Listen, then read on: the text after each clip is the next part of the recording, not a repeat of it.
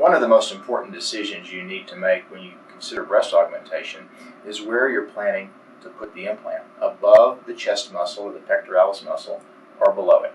Well, there are many variables that are involved in that decision, and unfortunately or fortunately, there's much information on the internet and from friends who've told you they've had it above or below the muscle that cloud your thought. The most important thing is to remember that there is usually a choice, although in some cases one above the other is more important, and that you should really consider the consultation with your board-certified and experienced plastic surgeon to make that decision, because there are so many issues involved.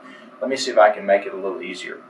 First, the implant being placed beneath the muscle is very common with saline implants, because saline implants tend to wrinkle and ripple more often and more characteristically because of the dynamics of the implant than a silicone gel implant. So also remember that when the implant is placed beneath or underneath the chest muscle, it's only partially under the muscle. It's typically the top half of the implant that's covered with the muscle.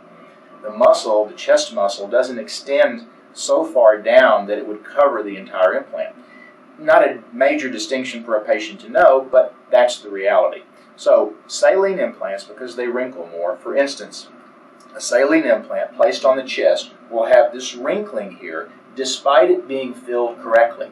You don't typically see that wrinkling unless there's so little breast tissue to cover the implant, and that's the reason you go under the muscle. So the implant is covered along this line by the muscle. The bottom half of the implant is usually never covered by muscle, but not necessary because you don't usually see wrinkling and rippling in that location, although you can if you're extremely thin. You may feel the implant in almost any patient who has a breast augmentation, but hopefully you don't see it. So when certain garments where the medial or the inner aspect of the breast is exposed, you certainly don't want to see any wrinkling. So along those lines, saline implants almost universally go under the muscle because of wrinkling and rippling that needs to be avoided, and the only way to avoid it is to provide the extra bulk of the tissue under the muscle. Another reason to go under the muscle is many times there's a smoother transition of the chest wall to the implant under the muscle, because the muscle provides a smoother transition instead of more of an abrupt change to see the implant. So those are typically the issues with saline implants. With the silicone gel implant, there is not as much wrinkling and rippling that would be shown. So if you have adequate breast tissue, meaning more than maybe a small B, placing the implant on top of the muscle, where the only tissue covering the implant is your own breast tissue, is usually adequate, because wrinkles and ripples are typically not an issue. It's perfectly fine to put a gel implant under the muscle. So typically with silicone gel, you have a choice because wrinkling and rippling is not as much of an issue. And with saline, in our practice, typically we don't give patients that choice because any wrinkle or ripple that could be avoided must be avoided. So those are the basic issues with above and below the muscle, the chest muscle or the pectoralis muscle. The only other variable that we'll discuss later is the risk of something called capsular contracture.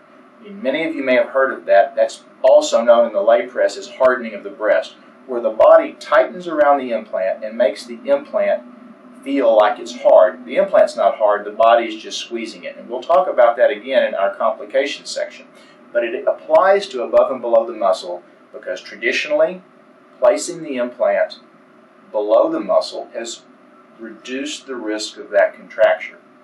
Unfortunately, the literature is not clear. Even though you may see it on the internet that it's a knee-jerk reflex to put the implant under the muscle all the time because it reduces contracture, that is not necessarily shown in the literature. So again, you need a board-certified surgeon to sit and sift through these issues with you so you know the truth, because it's very easy to pick up on a myth and carry it on as fact.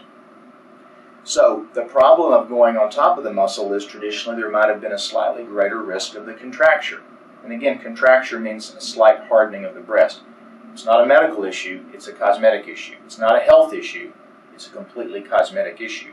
And the reason to bring it up in this section about above and below the muscle is because many times it colors a patient's decision about where to put the implant. We typically put gel implants above and below the muscle and have not seen a significant difference in contracture rates. And we don't think it's because we have magic hands. We believe it's because a meticulous dissection with very little bleeding creates an even playing field, and above and below the muscle can work for any patient. So therefore, you have to think carefully about above and below the muscle with gel because you have a choice. The final word is, if you get a contracture and the implant is above the muscle, our experience is the contracture may not even need surgery, and many times contractures don't need surgery. So if an implant is placed below the muscle and you get a contracture, it's typically more severe and typically leads to surgery because of cosmetic reasons, not health reasons, than if you had the implant on top of the muscle. Again, a long discussion of above and below the muscle, but all these things factor into that equation.